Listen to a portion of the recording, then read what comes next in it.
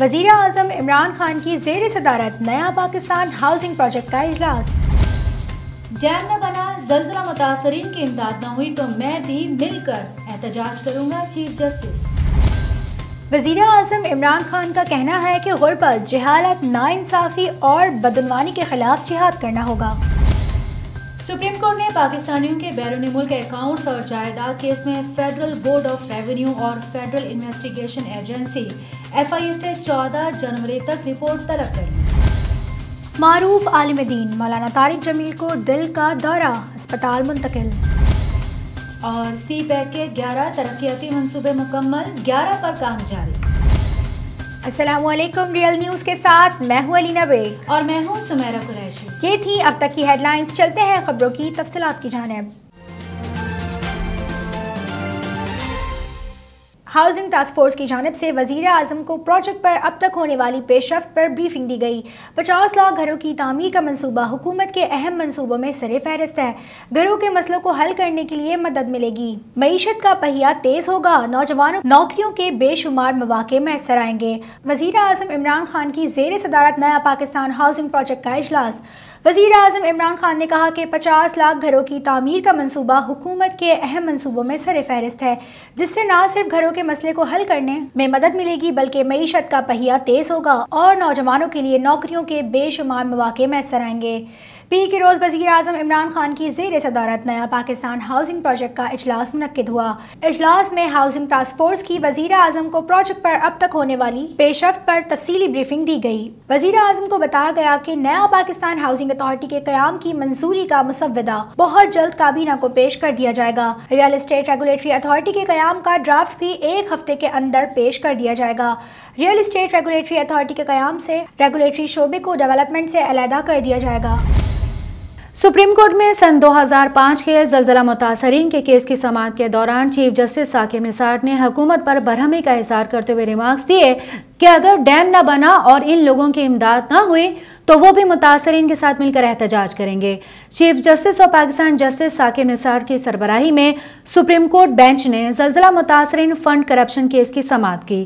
سماعت کے آغاز پر چیف جسٹس نے متاثرین کے امداد کے معاملے پر برہمی کا اظہار کرتے ہوئے کہا کہ 1 سانحہ گزر گیا، امداد کے لیے آنے والی رقم حکومت کے پاس امانت تھی، لیکن نہ تو کوئی اسکول کھلا، نہ اسپتال بن سکا اور نہ نیا بالا کوٹ بنا۔ لوگ آج بھی خیموں اور ٹین کے گھروں میں بدترین حالات میں جی رہے ہیں۔ چیف جسٹس نے کہا کہ اب 1 ہفتہ نہیں ملے گا۔ ساتھ ہی چیف جسٹس نے ریمارکس دیے کہ ایک بات بتا دوں، اگر ڈیم نہ بنا اور ان لوگوں کی امداد نہ ہوئی تو میں بھی ان لوگوں کے ساتھ مل کر احتجاج کروں گا۔ چیف جسٹس نے مزید کہا کہ اس عدالت کی کئی دوسری باتوں پر عمل نہ ہوا تو میں بھی جا کر بیٹھ جاؤں گا۔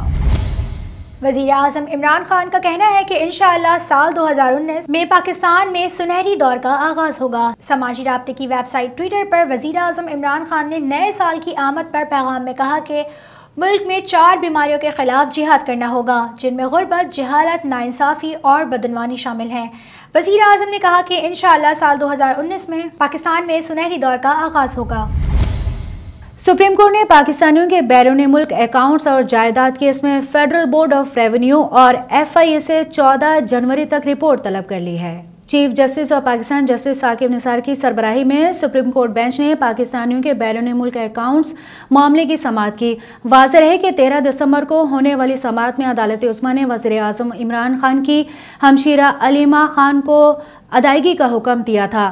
آج سماعت کے آغاز پر FBR نے سپریم کورٹ کو آگاہ کیا کہ وزیر اعظم کی بہن علیمہ خان نے روپے جمع نہیں کرائے، جس پر چیف جسٹس نے استفسار کیا کہ ہم نے علیمہ خان کو کتنا وقت دیا تھا، جس پر ممبر ٹیکس FBR نے بتایا کہ علیمہ خان 13 جنوری تک پیسے جمع کروا سکتی ہیں۔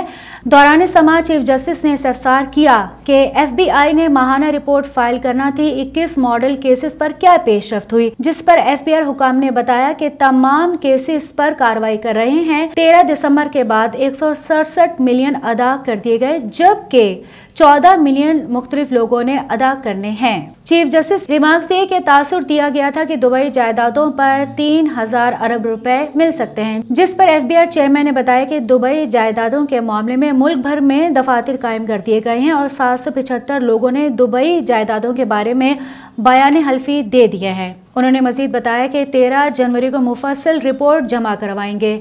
ساتھ ہی چیف جسٹس ثاقب نثار نے کہا کہ FBR جس اسپیڈ سے کام کر رہا ہے یہ کام کب تک مکمل ہوگا، جس پر FBR چیئرمین نے بتایا کہ انشاءاللہ FBR متحرک انداز سے ان کیسز کو چلائے گا۔ چیف جسٹس نے ریمارکس دیے کہ ہم FBR پر ذمہ داری ڈال رہے ہیں۔ اس کے ساتھ ہی عدالت عظمیٰ نے 14 جنوری تک سماعت ملتوی کر دی۔ عالم دین مولانا طارق جمیل کو دل کا دورہ پڑا ہے، جس کے بعد انہیں اسپتال میں منتقل کر دیا گیا۔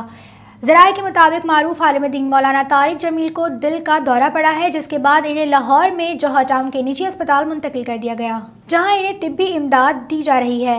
اسپتال ذرائع کے مطابق مولانا طارق جمیل کی حالت خطرے سے باہر ہے، تاہم ان کی اینجیوگرافی کی جائے گی۔ مولانا طارق جمیل گزشتہ رات ہی کینیڈا سے وطن واپس آئے تھے۔ پاک چین اقتصادی راہداری سی پیک کے تحت 11 ترقیاتی منصوبے مکمل کیے جا چکے ہیں، جبکہ دیگر 11 منصوبے ابھی تکمیل کے مراحل میں ہیں۔ ریڈیو پاکستان کی رپورٹ کے مطابق پاکستان میں چینی سفارت خانے کی جانب سے سی پیک پر پیش رفت پر مبنی رپورٹ کے مطابق 22 منصوبوں میں 18 ارب 90 کروڑ ڈالر کی سرمایہ کاری کی گئی ہے، جبکہ مزید 20 منصوبوں سے متعلق کام جاری ہے۔ رپورٹ کے مطابق توانائی کے شعبے میں مجموعی طور پر 11,110 میگا واٹ پیداواری صلاحیت کے حامل 15 منصوبے ترجیحی بنیادوں پر طے کیے گئے ہیں۔ ان میں سے 7 منصوبے مکمل کیے جا چکے ہیں، جن میں کراکرم ہائی وے فیز 2، کراچی لاہور موٹر وے، سکھر ملتان سیکشن اور Lahore orange line metro train project شامل ہیں۔ رپورٹ کے مطابق سی پیک 1 بیلٹ 1 روڈ کا جامع منصوبہ ہونے کے ساتھ ساتھ پاکستان اور چین کے درمیان اقتصادی لحاظ سے انتہائی اہمیت کا حامل ہے۔ سی پیک 1 بیلٹ 1 روڈ منصوبے کا اہم منصوبہ سلک روڈ اور دنیا بھر میں چینی کمپنیوں کو دنیا بھر کے مارکیٹ سے ملانے میں مدد ملے گی۔ ریئل نیوز سے فی الوقت اتنا ہی۔ کسی بھی خبر کے اپڈیٹس اور تفصیل کے لیے آپ وزٹ کر سکتے ہیں ہماری ویب سائٹ redbox.state۔